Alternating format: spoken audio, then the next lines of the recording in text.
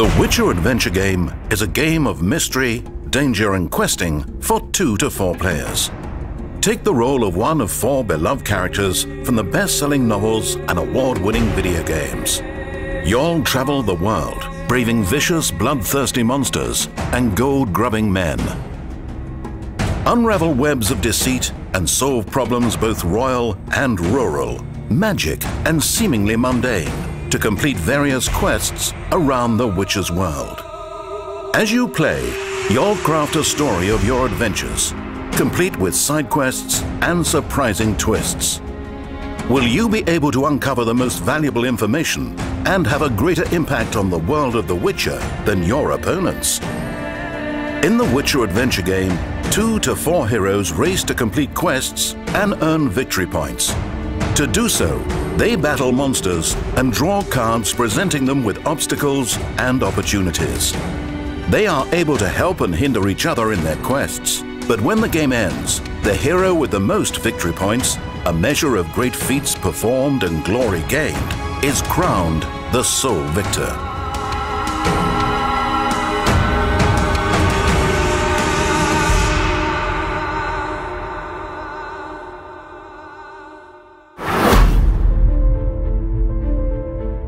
Geralt of Rivia, Monster Slayer, Triss Merigold, Cunning Sorceress, Yarpen Zigrin, Dwarven Warrior, and Dandelion, Roguish Bard.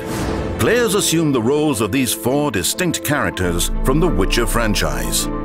Do you demonstrate your physical strength, conjure a powerful spell, or try your hand at diplomacy? Each character has unique skills and multiple ways of overcoming obstacles. But you must decide which approach to take each time you play. As Geralt, you can bring enemies around to your point of view with a sword. Or, as Dandelion, bribe them with gold and threaten to call on powerful friends. If a situation calls for strength in numbers, Yarpen has his own fellowship of dwarves at his command. And Triss can rely on her expert magical skills to protect her. Each of the 4 characters has their own skill set, so you'll experience the world of The Witcher differently depending on which character you choose to play. Their individual strengths are represented on their own custom dice. Triss, for example, comes with a die that allows her to cast spells in battle, while Geralt's dice focus on brute force. Combined with each hero's own dice, the battle dice give all characters the potential to defeat any creature that stands in their path. Each character also has his own deck of development cards, so each time you play, you can explore different strategies. For example, when playing as Geralt of Rivia, you can specialize in brewing and using combat potions or focus on casting powerful Witcher signs.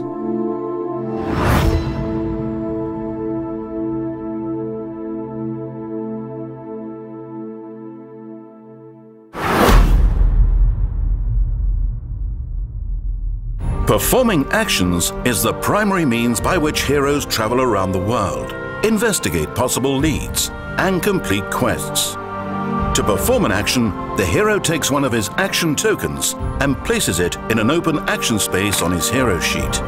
Then he executes the action as described. To travel, the player moves his hero figure along 1 or 2 routes.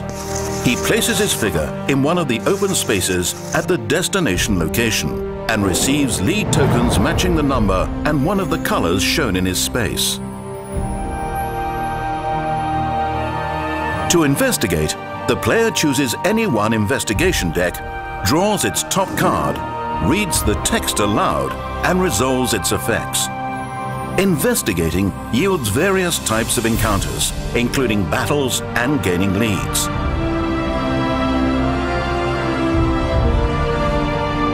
To develop, the player draws the top 2 cards of his development deck and chooses one to keep, placing it face up near his hero sheet. Then he places the other card face down at the bottom of his development deck.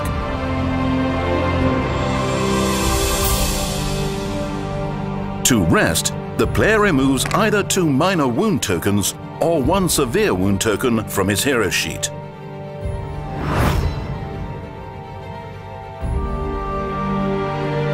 Each hero also has a special action shown on his hero sheet. These actions are unique to each individual hero. Geralt can brew a potion for later. Triss is able to prepare her spells for future use. Dandelion can sing a far-fetched tale to earn a few coins.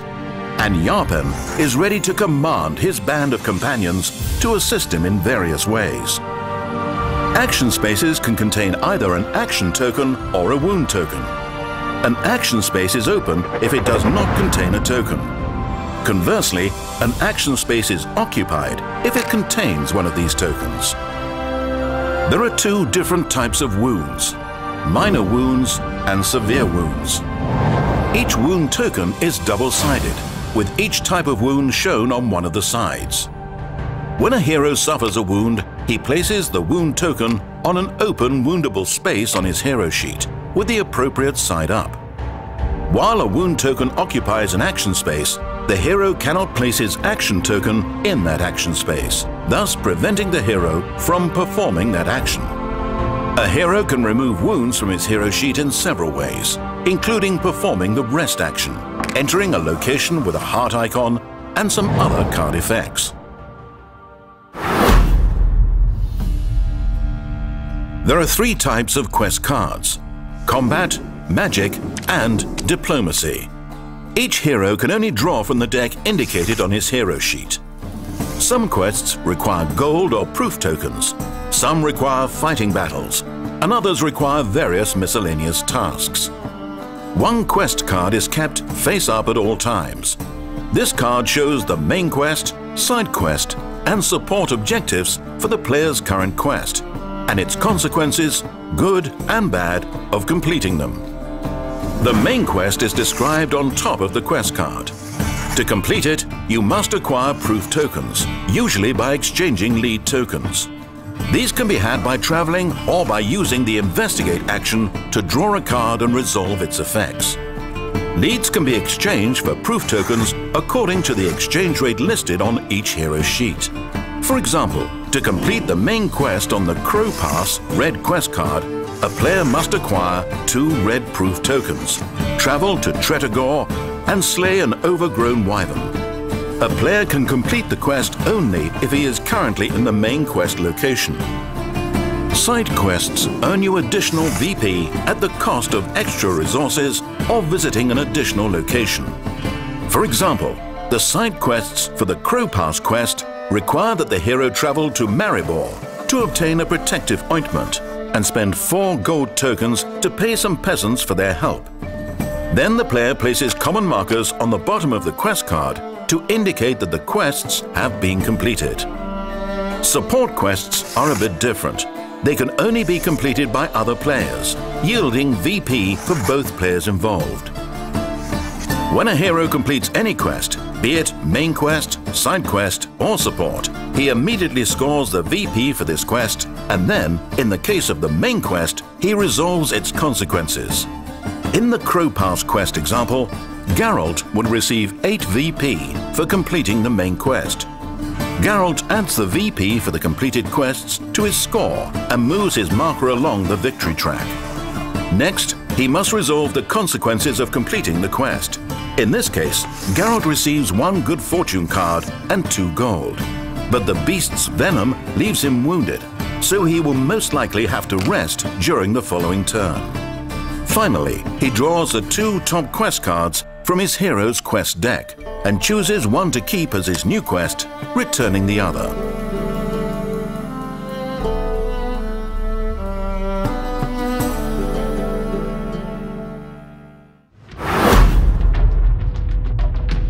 After a player resolves his 2 actions, he checks the obstacle zones on the side of the board to see if there are any obstacles in his region. If there is an obstacle in his region, he must deal with it. Along their journey, our heroes will encounter various obstacles. One of them is Foul Fate. Foul Fate tokens can appear on hero sheets as well as in obstacle zones. While occupying a Foul Fate space on a hero sheet, the token affects the adjacent action space to the right. If a hero performs that action, he discards the token and resolves 1 Foul Fate card. Foul Fate tokens in an obstacle zone affect the corresponding region. So if there is a Foul Fate token in his region at the end of his turn, the player must resolve one Foul Fate card. He must also resolve a Foul Fate card if he moves along 2 routes.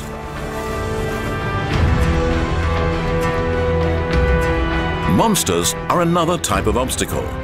Certain game effects spawn monsters on the board face down. Each obstacle zone can contain any number of monster tokens. When a hero encounters a face-down monster token, he flips it face up to discover which monster he will fight against in battle. If the hero defeats the monster, it is removed from the board and returned to the bottom of its stack. If the hero does not defeat the monster, then its token remains face up in its current obstacle zone. Battles occur when the hero encounters an enemy, which can appear as an effect on an investigation card, one of the quests on a quest card, or a monster encounter. To fight a battle, the hero first resolves any before rolling effects. Then he takes the battle dice along with his hero dice and rolls them.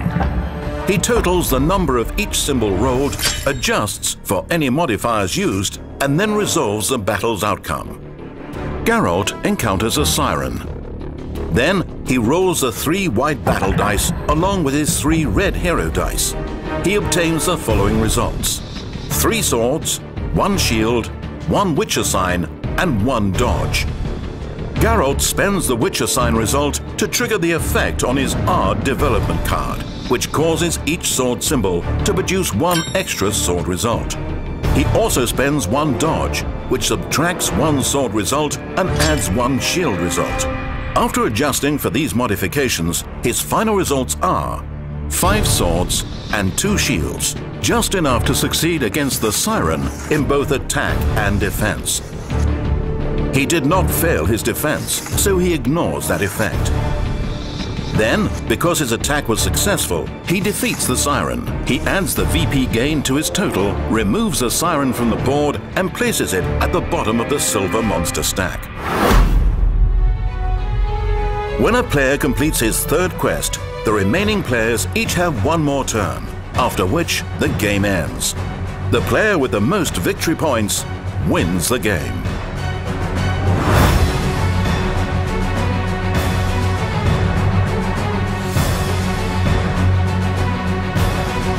The Witcher is a game offering unique experience in a dark and dangerous fantasy world.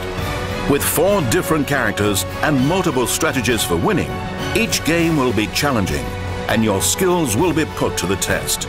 Choose your friends and enemies wisely and use magic, cunning, or brute force to overcome any obstacle on your path.